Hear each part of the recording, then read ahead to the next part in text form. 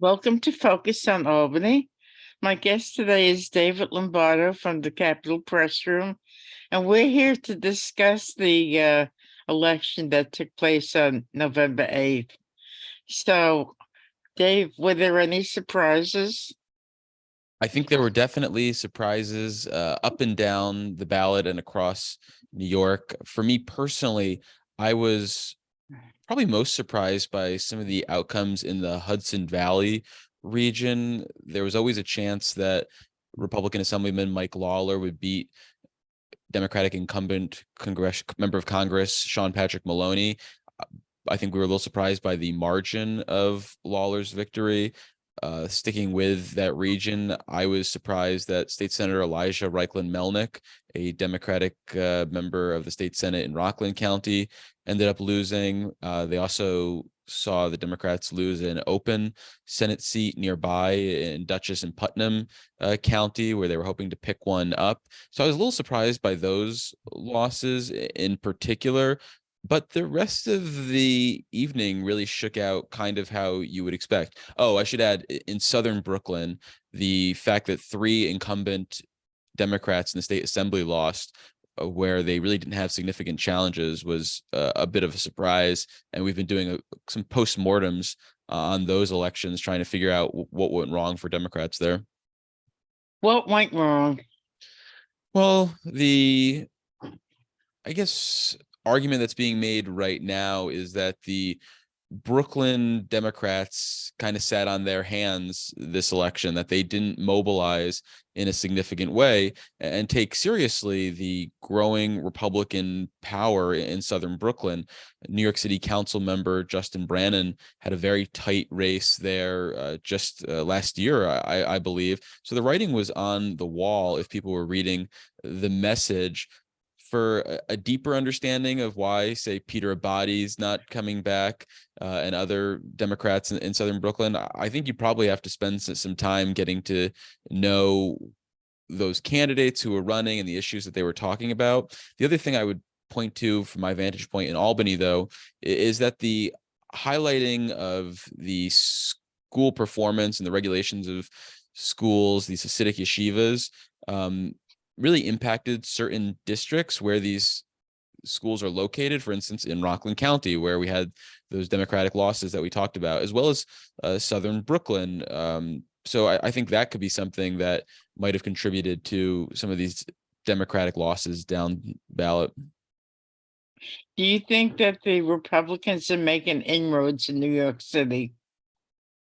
I think, at least in the short term, they can make some inroads. I think at the end of the day, to use a cliched expression, there will always be the fundamentals of New York City, which is, I think, an 8-1 Democratic enrollment advantage. So Democrats need to be wary of red waves, red ripples that can rise up from time to time. And I think that if they are prepared for those, acknowledge those, and respond appropriately, they don't need to be worried. But Republicans definitely have some sort of momentum, and it's really a question of what lessons do they take from this election, and can they successfully build on it? I think you should take a picture of your office, Yeah. and show it to different candidates, because Brian Benjamin and Lee Zeldin are definitely out of the picture now. You don't think Brian Benjamin's coming back once he gets exonerated, as he says, and he'll be running for political office? Is that a fact? Well, he claims that he'll be exonerated and then he'll return, but we don't see a lot of people who make second or third acts after they've been indicted by a federal attorney. Mm-hmm. So the two races I'd like to talk about is Kathy Hochul and Sean Patrick Maloney. So what was your thoughts on the governor's margin of victory?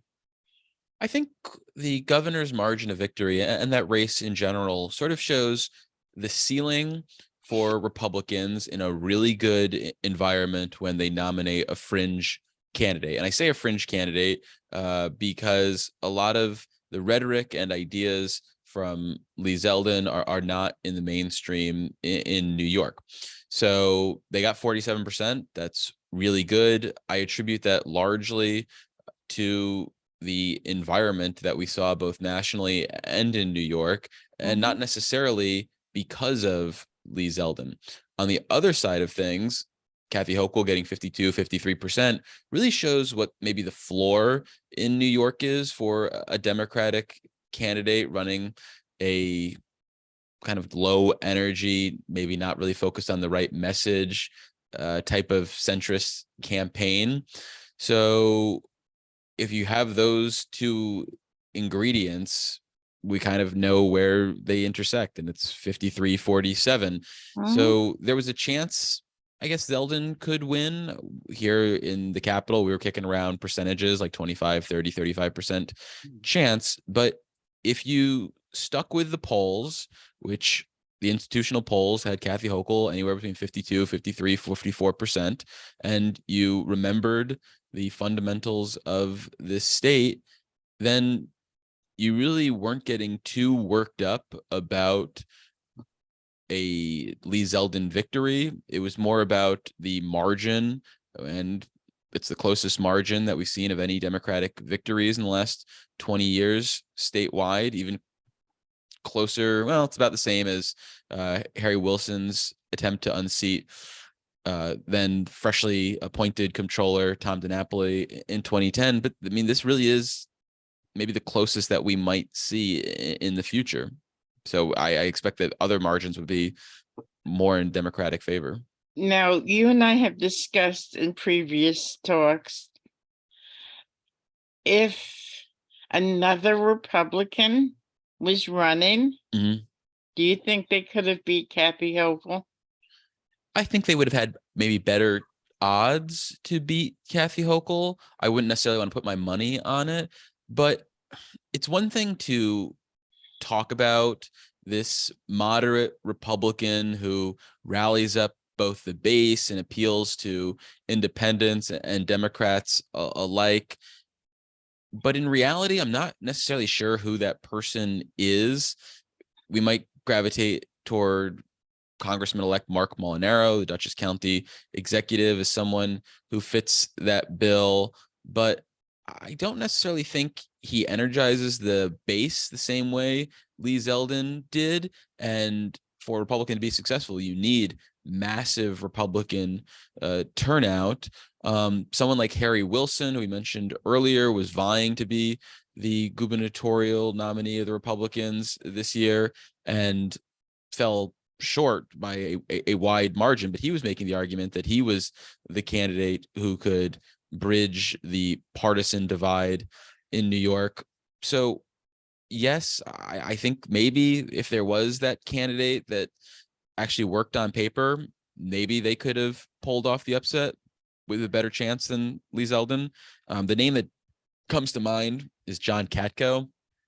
He's a retiring member of Congress, Republican who was a prosecutor, has some moderate positions, would not be described as a Trump loyalist in any way, shape, or form, especially not compared to Lee Zeldin. But again, I think you run into that issue of, does he excite his own party? And you also just really need to thread that really tough needle. So I think it's not necessarily a given that a moderate Republican would have pulled off the upset.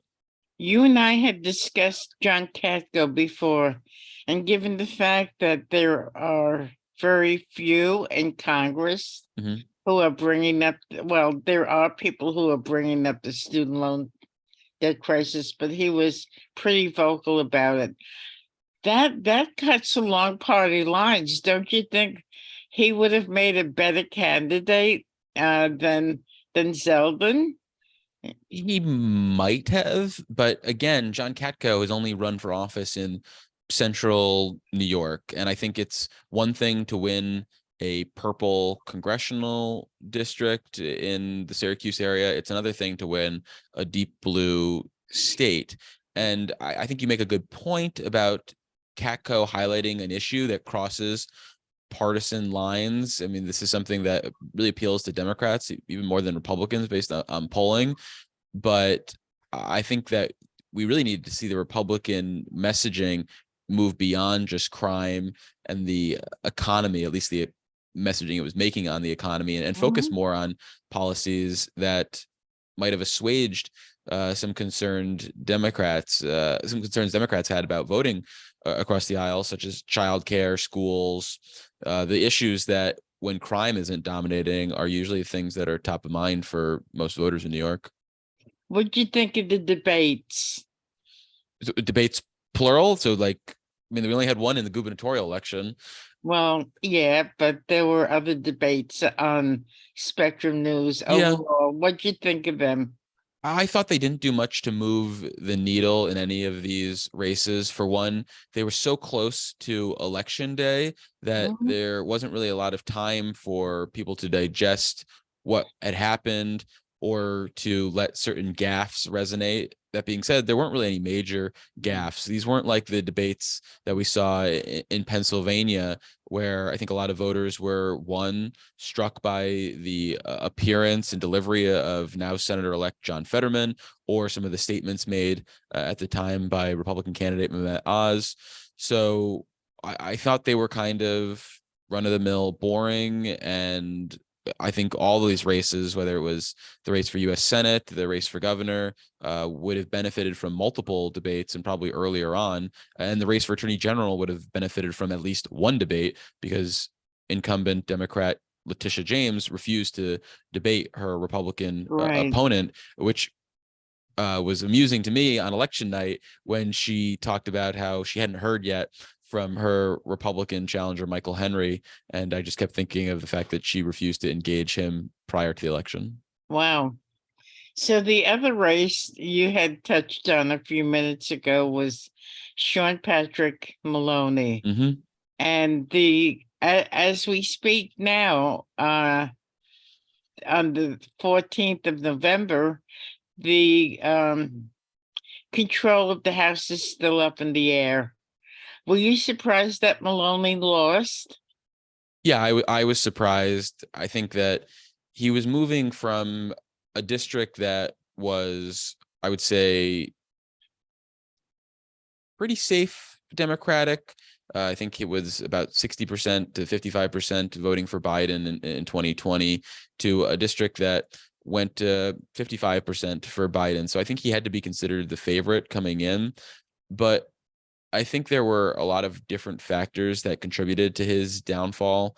One being that Mike Lawler, the Republican who unseated him, has run effective campaigns in Rockland County in the past, knocking off Democratic incumbent assembly member Ellen Jaffe in 2020. So he's got a track record of understanding issues that resonate across party lines.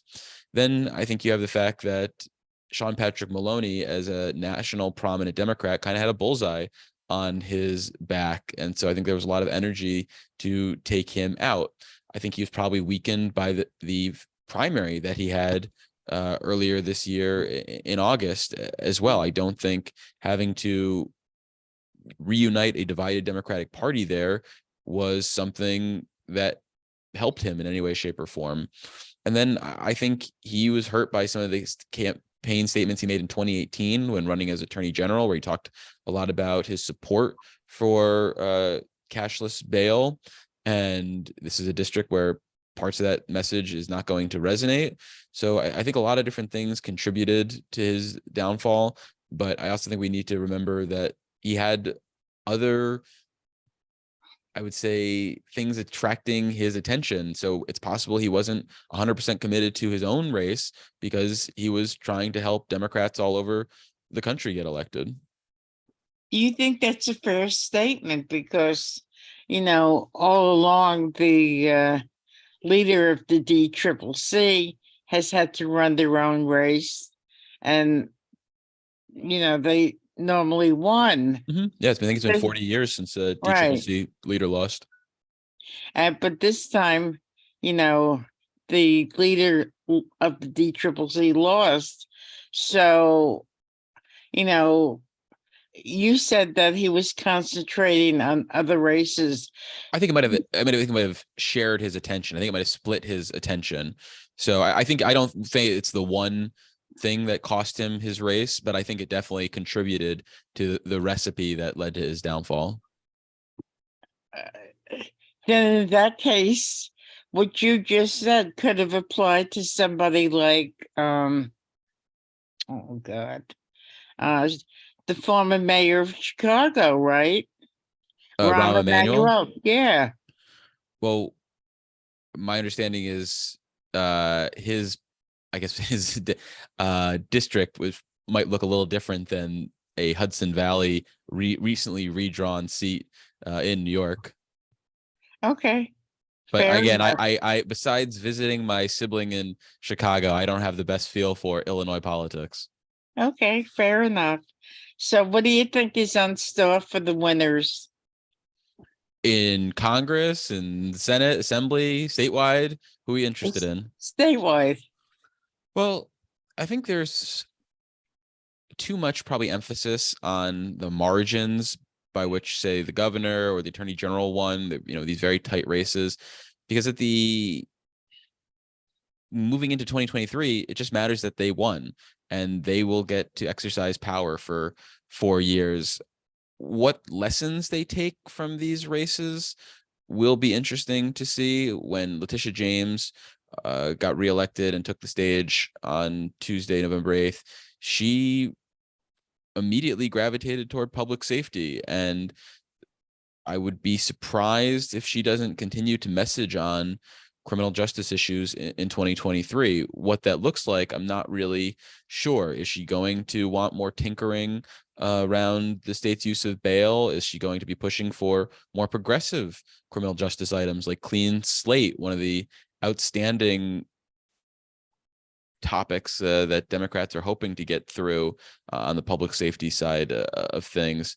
Kathy Hochul is more of a blank slate. We don't really know what her agenda is going to be in 2023. She has been pressed on it lately and keeps referring to her state of the state being where she'll lay out all her plans, because you can't really look at this campaign and say, I can tell you what Kathy Hochul will stand for in 2023. We don't know. We know that she's going to stand up against efforts to curtail abortion, and we know that she's going to stand up for election results. But besides that, I can't really tell you, other than what a generic Democrat might do as governor, what she's going to do leading the state. Do you think her campaign was powerful? No. Wow. Why do you say that? I think that her campaign was trying to engage voters solely on the issues that the campaign wanted to talk about. And to a certain degree, you play to your strengths. And if abortion and being pro-choice is a popular position, then sure, lean into that. But it also needs to be something that people care about in the moment. And if this race had been in August, then yes, it would have been right in the wake of the Dobbs decision. And I think it would have been something that was more pressing on the minds of voters. But poll after poll after poll reminded us that what was on top of mind for voters, what they actually cared about, were crime and the economy. What we don't know is how they felt about those issues, how they wanted them addressed. But Governor Hochul didn't begin engaging on public safety until maybe early October. And I think that's largely because she didn't feel like she had a compelling message, at least not compared to her Republican opponent. So I think the messaging from their campaign was pretty bad. I think they didn't motivate or rally their forces until very late into the election. They weren't building up any sort of groundswell movement to get her elected, excuse me. So yeah, I was pretty underwhelmed by this campaign. You think she's got a tin ear, or her staff was lazy? I don't think any of these people are lazy. I think they work long days and a lot of weekends. I think they made a tactical mistake in terms of how they were going to engage in this election. I think they saw that they could raise a lot of money, which they did, and that they could use that as the main cudgel against Lee Zeldin. I think they didn't use it effectively. I think a lot of their ads missed the mark. I think they didn't build up a campaign infrastructure, and some people blame the state Democratic Party for that. I think the state Democratic Party is an extension of the governor's campaign. So I would point the blame at Governor Hochul there. So I was talking to a former Democratic state chairman, and Who was it? John Sullivan. Mhm. You know him? I don't. Okay. He co-chaired with Judith Hope. Okay. Okay, That might be before my time. right. He was saying that there was a lot of dark money coming into the Republican races. Would you agree that dark money was the issue? I know that Democrats like to call money from super PACs dark when it's not a super PAC that they're benefiting from. But yes, I would agree that super PAC money was very influential in this race, because Lee Zeldin, I think, only raised about half of what Kathy Hochul raised, Right. but he got more than $10 million just from one donor, Ron Lauder, who supported a super PAC that was supporting Lee Zeldin. And I think that really helped prop him up in the New York City suburbs and in New York City specifically, and made the race a lot closer. I think that made them competing on more equal playing field. So were you up late watching the election returns? Yeah, although I don't really watch, I'm not watching TV or anything like that. I have NY1 on in the background, but mostly what I'm doing is going to county board of election websites as well as the state board of election websites, putting data into some spreadsheets, using Twitter, and sort of trying to see who's going to win as votes come in, where they're coming from, trying to forecast the balance of power in the state Senate and state assembly. So at the same time as the TV people are doing that. An important question, I think, is we lost the Democrats lost 4 congressional seats. Mm-hmm. And because of the redrawing of the maps, people across the country are blaming the possible loss of the House to New York. Is that a fair assessment? I think it's pretty fair to say that New York lost 4 seats, the 3rd and 4th districts on Long Island, the 17th and 19th in the lower Hudson Valley and upper Hudson Valley, that were winnable Democratic seats. These were seats that all went for Joe Biden. If you extrapolate out from based on 2020 results, in some cases by more than 10 percentage points, meaning that these are areas that even with a certain swing to the right should have been held by Democrats. I don't think they're as favorable of districts as the ones that Democrats in the legislature drew up for members of Congress to run on. And those districts were obviously thrown out. So it's kind of a moot point to weigh on those. But yeah, I think that there's a universe in which Democrats should have done a better job in these districts. I think the 4th district on Long Island, formerly represented by Kathleen Rice, is a particularly troublesome loss. And I think the 17th district that Maloney ran in probably should have been held on. So I think they should have maybe really only seen 2 defeats based on the national and state environment that was beneficial to Republicans. And if the Democrats had lost only 2 seats, do you think the Democrats would hold the House?